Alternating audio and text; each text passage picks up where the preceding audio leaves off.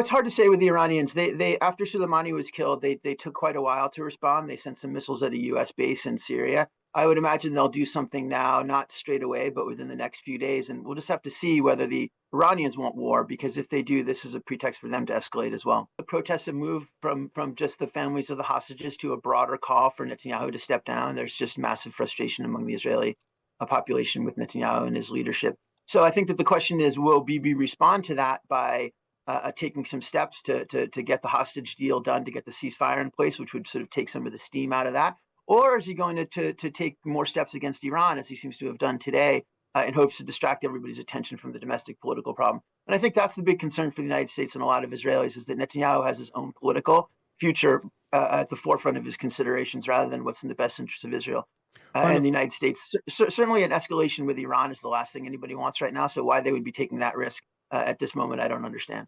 A building close to the Iranian embassy in Syria has been hit in what Syrian state media is describing as an Israeli airstrike. This is breaking news. It's only happened in the last hour. The IDF, the Israeli Defense Forces, say they do not comment on foreign media reports.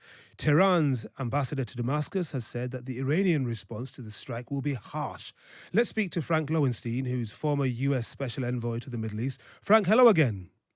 Hi, how are you? I'm fine, thank you very much. People are going to be concerned about this breaking story. The building close to the Iranian embassy has been hit. I've seen the pictures, it looks pretty bad. How concerned are you that this will escalate tensions? I think everybody should be quite concerned. According to media reports, there was also a senior IRGC general who was killed in that strike. So this will be viewed by the Iranians as a very provocative step by the Israelis. And if you look at it against the backdrop of the political problems that Netanyahu has, massive street protests. Obviously, the Haredim conscription law is up, so he has problems with his coalition. And he's also obviously got big problems with the United States, especially with respect to Rafa. So it's sort of a perfect storm of political problems for the prime minister. And if he's seeking to escalate his way out of this, then we could really be in a difficult situation. What about the Iranian response to the strike? They say it will be harsh. What do you think they mean? You know, it's hard to say with the Iranians. They after Soleimani was killed, they took quite a while to respond. They sent some missiles at a U.S. base in Syria. I would imagine they'll do something now, not straight away, but within the next few days. And we'll just have to see whether the Iranians want war, because if they do, this is a pretext for them to escalate as well. How does this play into the ongoing tensions in the region, given that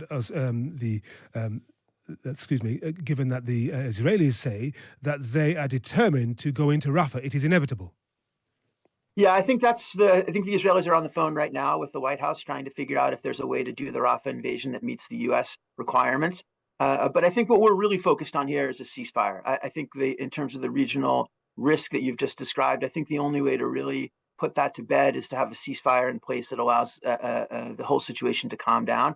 That's a very difficult negotiation right now. I think they're still talking in Cairo, but it seems to me that Hamas and Israel are far apart on that. So it's just a very difficult situation all around. I see that Benjamin Netanyahu, the Prime Minister, said nothing will stop us, including American pressure. But you might have seen that report in the Times of Israel that General Charles Brown, the chairman of the Joint Chiefs of Staff, has laid out an alternative proposal to his Israeli counterparts that happened in Washington a few days ago, and has really emphasized the US will not accept mass civilian casualties. Yeah, so I think what we're trying to figure out with the Israelis is there any way to do Rafah that doesn't result in massive civilian casualties? I think the Israelis are talking now about moving as many of those million refugees out of Rafah as they possibly can. I think the United States is very, very skeptical that there's a way to do that. The only thing we have going for us in that regard is that Rafah is several weeks away. The IDF doesn't have the personnel on the ground to conduct that invasion for at least the next few weeks. So I think we have a little bit of time there to try to talk the Israelis into something that makes a little bit more sense for both sides. I mean, where are the people of Rafah, the 1 million or so in that area, going to move to? Even if the US approves of something, how's that going to work?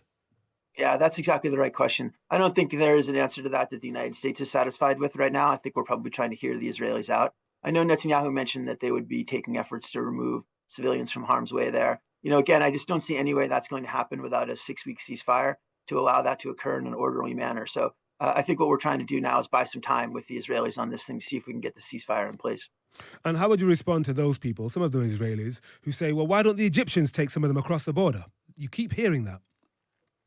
Yeah, well, there's a 0.0% chance the Egyptians are going to do that. That's just a pipe dream. And Sisi's been very, very clear about that. They're very concerned that if Palestinians come into Sinai, they'll never leave. And moreover, the Palestinians don't want to go down there either. So that I just don't think that's one of the options that anybody's taking seriously at the moment. And what about those massive demonstrations yesterday with relatives of the Israeli hostages leading calls for Benjamin Netanyahu to step down? It's a really, really big demonstration. What impact do you think that will have on his thinking and that of his war cabinet? Yeah, that's a great question. I think right now the protests have moved from just the families of the hostages to a broader call for Netanyahu to step down. There's just massive frustration among the Israeli population with Netanyahu and his leadership.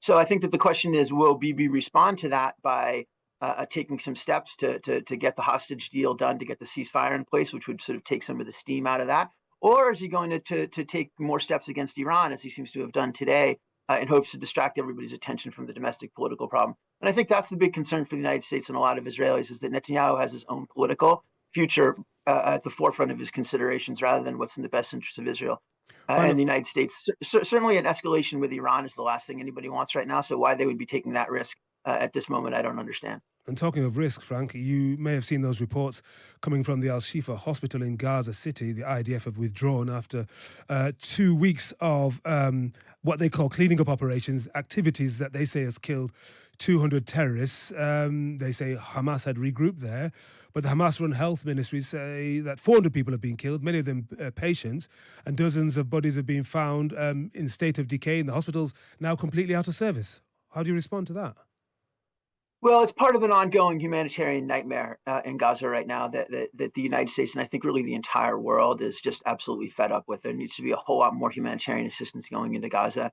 There needs to be major steps taken to protect the civilian population. The issue really is how you do that. And I think in the United States' mind, the only way that's going to happen is with a ceasefire. So I think we'll just continue to push on that as much as we possibly can. All right, Frank Lowenstein, former US Special Envoy to the Middle East, thank you very much indeed for your time.